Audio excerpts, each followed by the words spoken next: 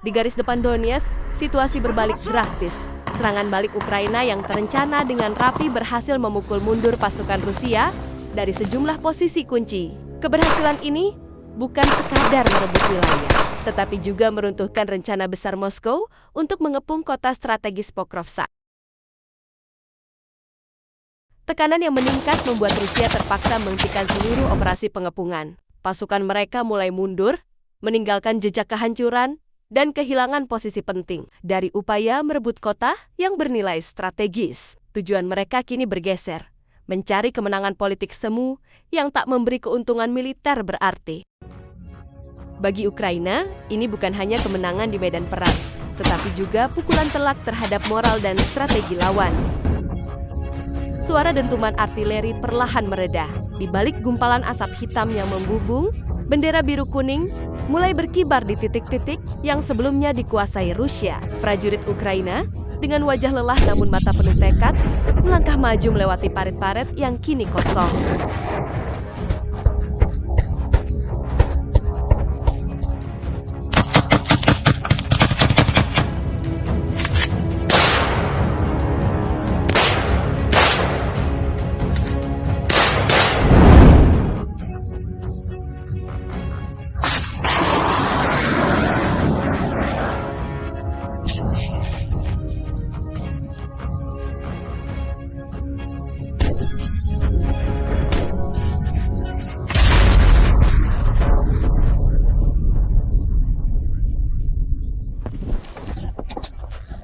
Pokrovsk 1, selamat. Untuk sementara, ujar salah satu komandan Ukraina dengan suara serak di tengah radio yang terus berderit. Serangan balik ini bukan hanya menyelamatkan kota, tetapi juga membongkar seluruh strategi pengepungan yang selama berbulan-bulan disiapkan Moskow.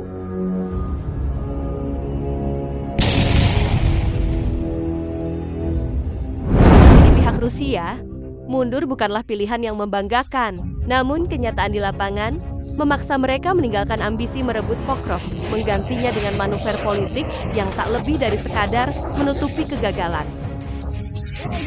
Di radio, terdengar suara singkat dari komandan Ukraina. Lanjutkan! Jangan beri mereka waktu bernapas. Semangat membara itu menjalar dari satu unit ke unit lain. Dalam hitungan jam, rencana pengepungan Rusia runtuh. Mereka terpaksa menarik pasukan, meninggalkan medan perang yang penuh tanda kegagalan.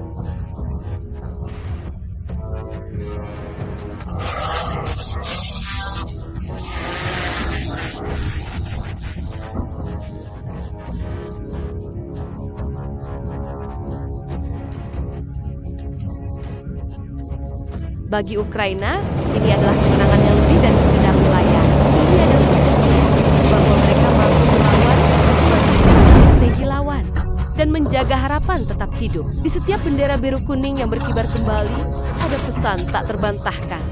Mereka tidak akan pernah menyerah. Serangan tetap berlanjut untuk mempertahankan serta memukul mundur pasukan Rusia. Pasukan Ukraina tidak berhenti saling serang dengan pasukan Rusia yang bertahan melakukan perlawanan yang sama. Di tengah kekacauan, para prajurit berlindung di balik tembok, berteriak memberi perintah, "Tembak di sektor kiri, hancurkan pos mereka." Seruan itu bercampur dengan jeritan, debu, dan dentuman yang tak berhenti. Pertempuran ini bukan lagi sekadar pertempuran wilayah, ini adalah adu kekuatan, adu nyali, dan adu ketahanan. Garis depan berubah menjadi neraka terbuka, tempat terakhir bagi siapa saja. Dari balik kabut dan asap mesiu, raungan mesin berat mulai terdengar. Perlahan namun pasti, siluet tank muncul di cakrawala monster baja yang bergerak maju. Rantai besinya menghancurkan aspal dan tanah di bawahnya. Menara meriamnya berputar, mengunci sasaran. Satu tembakan dilepaskan, ledakan besar mengguncang udara. Gelombang panas terasa hingga ratusan meter. Di belakangnya, kendaraan lapis baja lain mengikuti, membentuk formasi rapat, melindungi pasukan infanteri yang bergerak di sisinya. Debu dan puing beterbangan, suara rantai baja berpadu dengan teriakan perintah. Tang-tang, ini bukan sekadar kendaraan perang, tapi simbol dorongan penuh untuk memutus garis pertahanan lawan.